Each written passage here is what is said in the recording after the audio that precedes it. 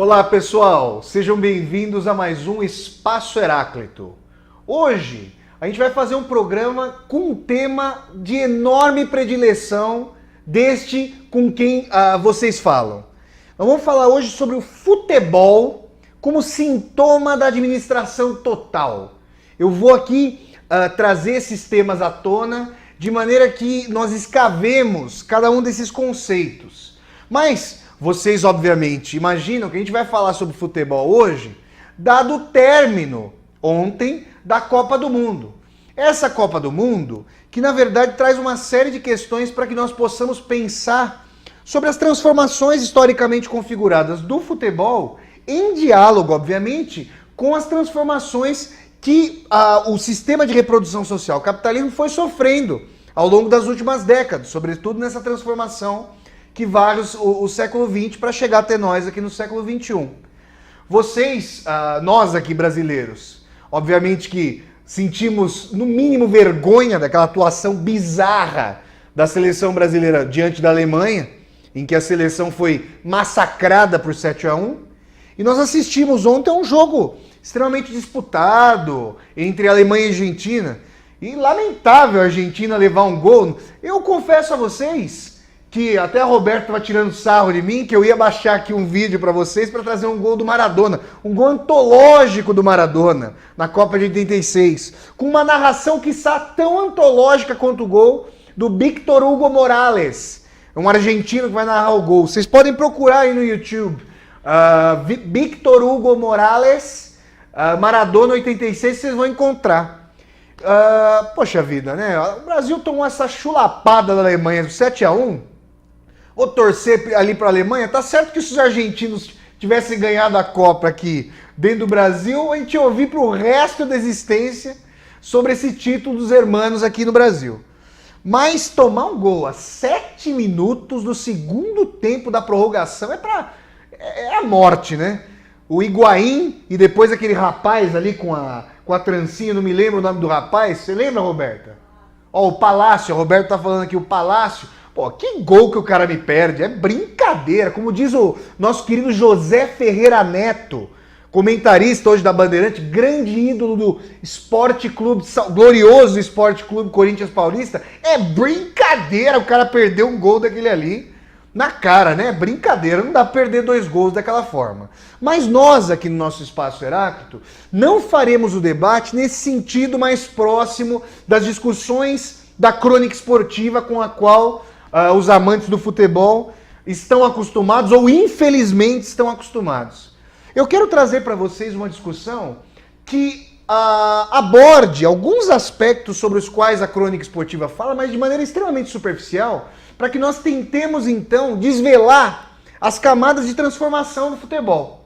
E para começar essa discussão, que é a mesma coisa, né, rapaz? A gente vai falar desse assunto aqui sem fazer uma ilustração devida dele. Então eu trouxe para vocês 3 gols, ou na verdade 3 quase gols do Pelé, do nosso querido Edson Arantes do Nascimento, que segundo Romário de Souza Farias, é o maior poeta calado.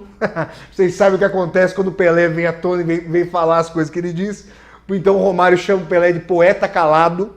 Então eu trouxe para vocês aqui 3 quase gols do Pelé na Copa de 70, para que nós comecemos a falar sobre futebol a partir da poética do futebol, que já não existe mais, que já não está tão aparente, já não existe praticamente, a não ser como completa contingência, como completa exceção ao longo dos jogos. Eu vou pedir então para a Roberta colocar para nós esse vídeo, e depois que vocês assistirem a esses 3 antológicos quase gols, sobre os quais eu também vou falar ao fim do programa para arrematar a nossa discussão, nós retomamos aqui esse bate-bola sociofutebolístico. Vamos lá, Rô, coloca para nós então, por favor, os 3 quase gols antológicos de Edson Arantes do Nascimento.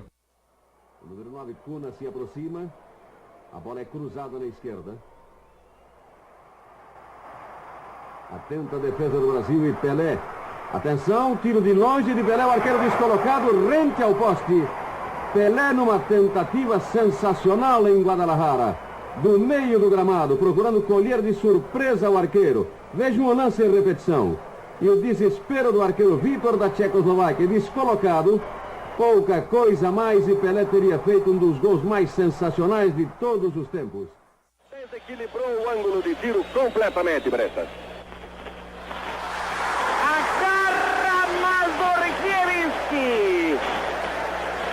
Meu Deus do céu, Pelé põe a mão na cabeça! Os senhores viram como foi? Pelé pôs a mão na cabeça até! Que coisa! Vejam os senhores a repetição. Pelé recebeu, lançou e Mazurkiewicz. Pelé teve calma e a esquerda de Rivelino, o melhor ponteiro esquerdo do Mundial, acabou com os uruguaios. Vai de novo, Pelé, atenção, olha o quarto gol aí! Ah, mas que falta de sorte! É o quarto gol, meu Deus do céu! Show de bola, veja a repetição do lance. Lenços brancos no altar da Seca, bandeiras de todos os clubes brasileiros, bandeiras verde e amarelas, abraço, uma loucura. Pessoal, eu que acompanho futebol desde, eu diria, conscientemente, desde 1988, quando o glorioso Esporte Clube Corinthians Paulista ganhou o título paulista em cima do Guarani, dentro do estádio Brinco de Ouro da Princesa, com o gol de Paulo Sérgio Rosa, também conhecido como Viola. Eu que acompanho futebol desde 88, e vocês que há muito tempo também acompanham futebol, só podem ficar completamente emocionados ao assistir 3 quase gols completamente antológicos. Para mim é poesia cinética, é a poesia da imagem, é a poesia esportiva, tudo isso que o Pelé quase fez. E eu vou falar sobre esse quase fez, quero arrematar o programa com uma noção desse quase fez do Pelé.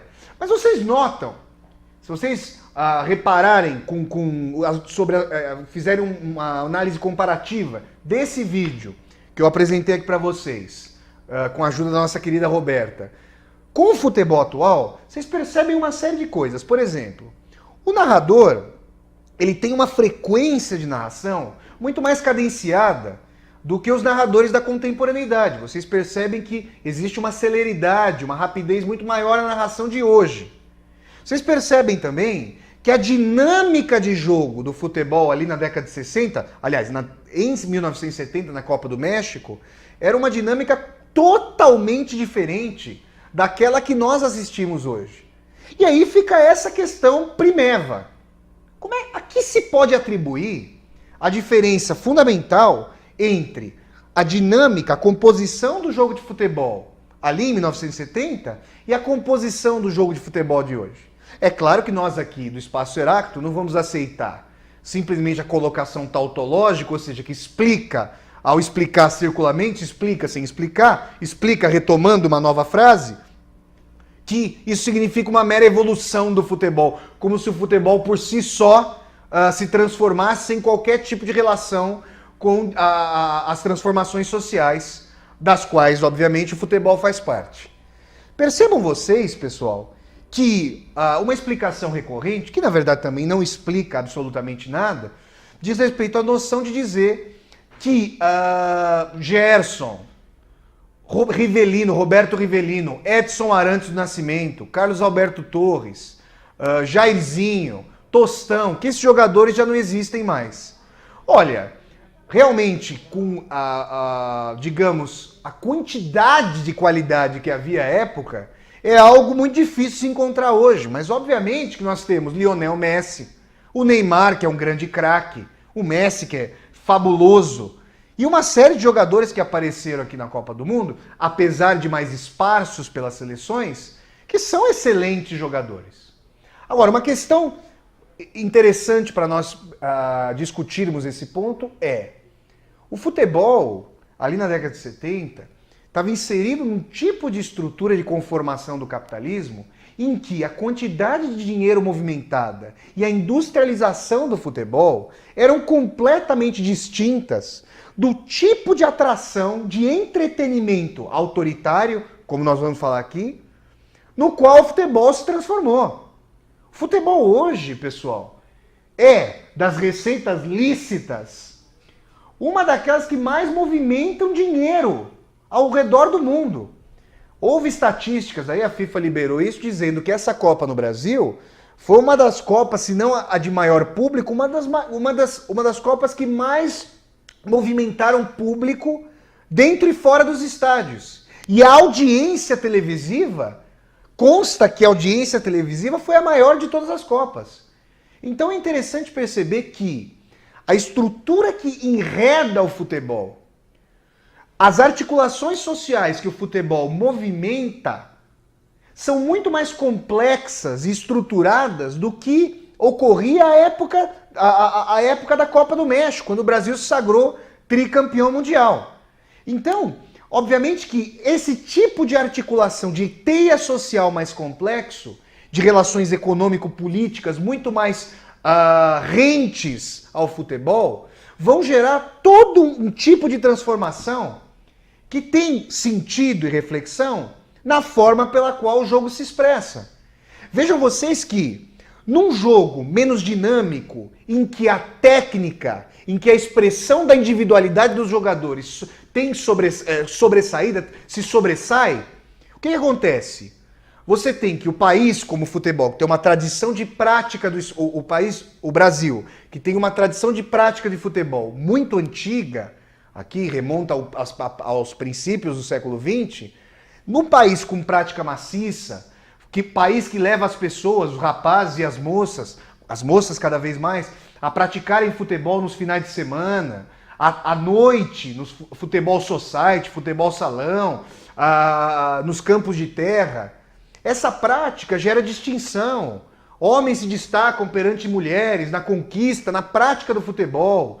A marca de masculinidade e virilidade é associada historicamente à prática do futebol. Quando aqui no Brasil se fala jogar bola, ninguém pensa em basquete e vôlei, guardadas raríssimas exceções de contextos muito específicos. Jogar bola no Brasil significa jogar futebol. Jogar bola nos Estados Unidos, obviamente, pode se associar a beisebol e basquete. Não é o nosso caso. Então, a rede de articulação do futebol no Brasil tem capilaridades que vão desde o macro futebol, vinculado a direitos de transmissão milionários, patrocínios milionários, até a prática futebolística na vila, na rua pintada para a Copa do Mundo, no fanatismo dos torcedores. Aqui vocês têm um corintiano de 4 costados, tenho certeza que a maior parte do espaço heráclito, do público do espaço heráclito, também é corintiana, mas com uma audiência disseminada por todo o Brasil, que também será, em grande medida, corintiana. Desculpem os torcedores dos outros times. Mas então, pessoal, o Brasil, nessa toada, despontava como uma equipe cujo talento, cuja individualidade se sobressaía em relação a países que não tinham tanta historicidade da prática do futebol. E aí é interessante pensar que vocês veem, por exemplo, o grande Mané Garrincha, esse brilhante jogador de futebol brasileiro, que foi o protagonista da Copa de 62. Copa em que o nosso querido Edson Arantes do Nascimento, também conhecido como Pelé, se machucou. E aí o Garrincha, ali no Chile, fez tudo para o Brasil se sagrar bicampeão mundial. Vale lembrar que o Brasil, a primeira vez, ganhou a Copa lá na Suécia, Pelé com 18 anos, minha Nossa Senhora da Aparecida. Depois de 62, nosso querido Mané Garrincha ajudaria o Brasil no bicampeonato, seria o grande protagonista desse bicampeonato do Brasil. E o Garrincha, vocês vão se lembrar, muitas vezes saía pela direita, driblava os jogadores pela direita. E vocês perceberam que o condicionamento físico, a improvisação, valiam muito no tipo de jogada que era feita à época. E agora? O que foi acontecendo?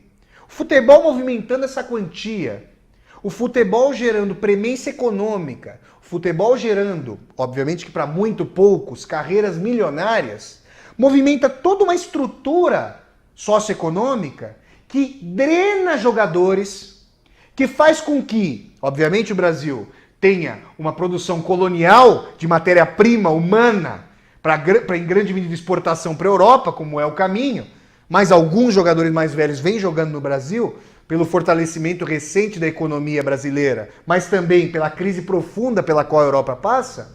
E nesse sentido, pessoal, a preparação física, o esquema tático, o cálculo estatístico entram na configuração do futebol como um sintoma da administração total pela qual a sociedade passa. De modo que as jogadas individualmente configuradas são em grande medida rechaçadas. Vocês querem ver um sintoma interessante para nós pensarmos sobre isso? Aqueles entre vocês que estão acostumados a frequentar estádios de futebol, e eu já frequentei muito nosso querido Estádio Municipal Paulo Machado de Carvalho, corintianamente conhecido como Pacaembu, né? Ainda não tive o prazer de ir ao Itaquerão, mas já fui muito ao Pacaembu, fui ao Morumbi também, Estádio Cícero Pompeu de Toledo, Estádio de São Paulo. E o que vocês percebem nos torcedores ali no estádio?